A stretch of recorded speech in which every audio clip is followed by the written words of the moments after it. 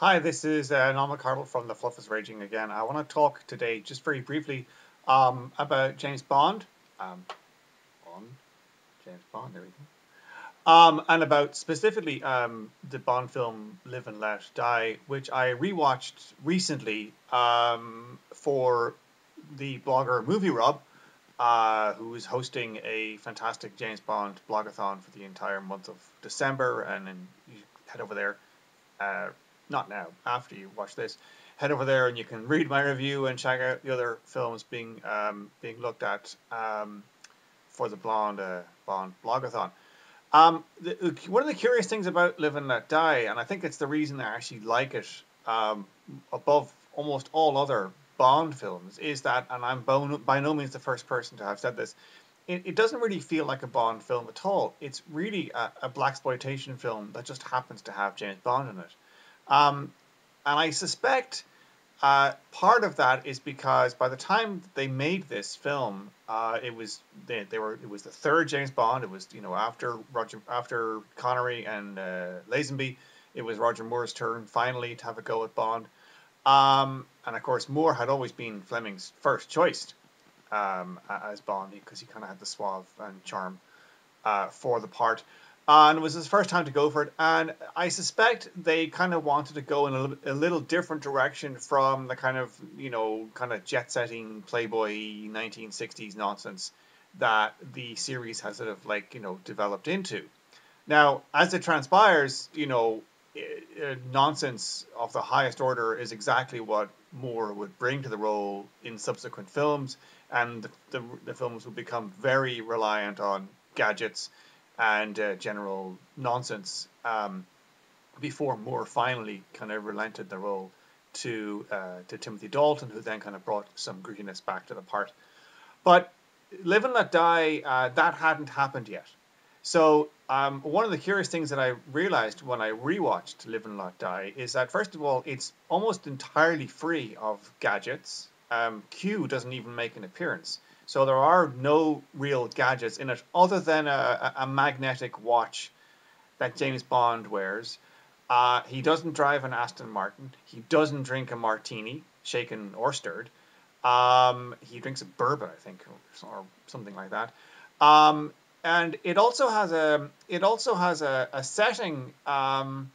It's set almost entirely in the United States and in the Caribbean, so it's by no means super exotic the way that previous Bond films and subsequent Bond films would be in terms of the locations.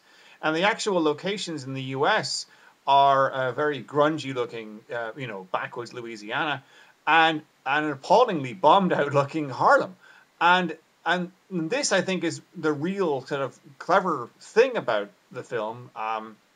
Is the fact that, as I say, I think basically it's a blaxploitation film that happens to have James Bond in it. The villain, Mr. Big, who is also Kananga, who's basically he has like an alter ego, and he's played wonderfully by Yaphet Kotto. He doesn't have. He's a very un-Bond like villain. This is not a Blofeld or a Goldfinger. Like, he has no ambitions to blow up the world or hold the world to ransom, for millions and millions of dollars. He doesn't have like he doesn't have like a layer underneath a volcano, or a satellite up in space, made of diamonds or whatever. He's a heroin dealer, and that basically his motivation is basically to sell as much heroin as possible. He's got this bizarre plan to basically flood the market with free heroin, and in doing so create tons of addicts, and then drive his competition out.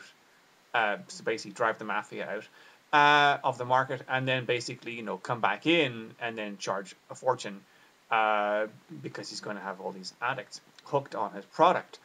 And that's basically it. And so, Bond basically sort of set out to investigate all these different killings that Kananga, Mr. Big, has ordered. And it transpires the whole thing is about trying to keep his opium fields protected. It also looks quite cheap. And I wonder, if it didn't have, the larger budget that some of the other Bond films did for a reason. And not least, of course, like, it was made in the 1970s when things were kind of weird in Hollywood, and there wasn't a lot of money.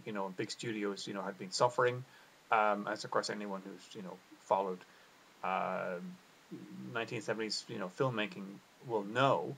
Um, and I suspect that part of the attraction of the film for many non-Bond fans, is the very kind of non-Bond aspect of it. There's a couple of car chases. It does have this kind of voodoo thing, which is very funny. Um, and of course, it has Bond girls. The main one of which is in making her film debut is Jane Seymour, basically falling out of a dress and stumbling over her lines. She's not very good. Um, but it doesn't really, and it has kind of like a few little Bond moments thrown in the beginning, like Moneypenny and M, give Bond his mission, but they don't give him his mission like at the office, like in MI6. They give him his mission like in Bond's swinging bachelor pad, um, where you see Bond's quite hideous 1970s decor, and Bond floating around in a bathrobe. And then later on in the Caribbean, Roger Moore is seen in quite the most disgusting powder blue pantsuit I've ever seen on anybody, and I just don't know that James Bond, looks good in something like that. I mean, James Bond needs to be, in a bespoke suit or a tuxedo, and so seeing him running around in this bizarre powder blue suit is kind of strange. And like I said, he doesn't have his Aston Martin. In fact, he has no cool cars at all. He does drive a car, but it's nothing special or memorable.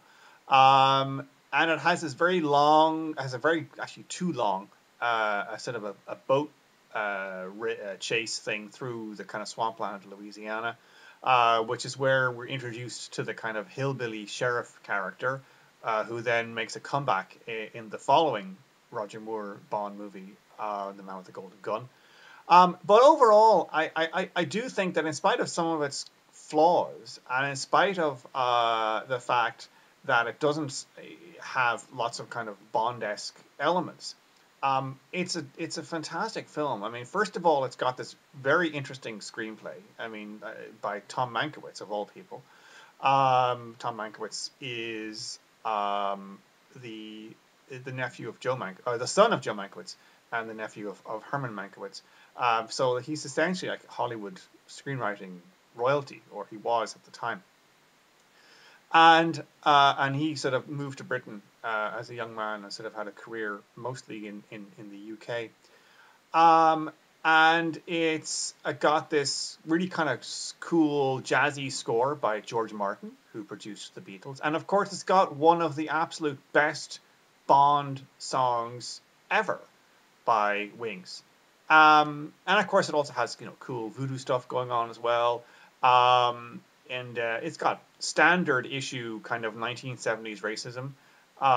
But as I say, it is a blaxploitation film, and the actual bit in Harlem is really strange because Bond movies really specialize in basically being glorified tourist shots or glorified tourist ads for countries. So I mean, You Only Live Twice, which is basically like a giant ad for go to Japan, but like nobody is going to look at Live and Let Die and watch the Harlem bits and think, yeah, okay, I want to go to Harlem, because Harlem doesn't look cool at all. It looks, like I say, bombed out and full of rubble. And of course, it's basically sort of positioned as a heroin slash opium overrun area. And it does have some cool music though. And then it's got a section also then in New Orleans, which of course has standard New Orleans touristy stuff, involving Dixieland jazz and those bizarre sort of funeral processions that they have down there. But overall, it's an interesting film, and like I say, it's one of my favorite Bond films. I think Roger Moore, gets too much flack for his portrayal of Bond. I mean, for some people, he's always basically a lightweight, and for a long time, of course, for most of his career, he was basically known as being somebody who could do this, but not much else. And I think that's kind of unfair. Like I say, he was Fleming's first choice as Bond. He lost out the part of Bond in the first place because he didn't get. He was doing The Saint on television and he couldn't get out of the contract. And so they picked Connery instead, who Fleming basically did not. I think Fleming grew to like him, but he didn't like him as the first choice for his to play Bond. So anyway, have a quick look. And I'm going to stop talking now. So you can click on the link and see my review in full over at Movie Rob's site. And actually, you should start following Movie Rob's site because there are some fantastic pieces there, and he hosts uh, a whole host of bloggers talking about movies in all different genres. Every month, he picks a different genre to talk about, and I've had a privilege of writing for him for quite a while now, and he's a true gentleman. So anyway, those are my thoughts on Live and Let Die. So after you've clicked on the thing and read it, go and find Live and Let Die and watch it and enjoy the music by Wings and enjoy Moore's eyebrow arching performance. So you can follow me on my own blog at The Fluff is Raging or on Twitter at Raging Fluff. That's the end of this Fluffcast, and I'll be back prattling on about films or television or some other shite someday soon. Okay, bye.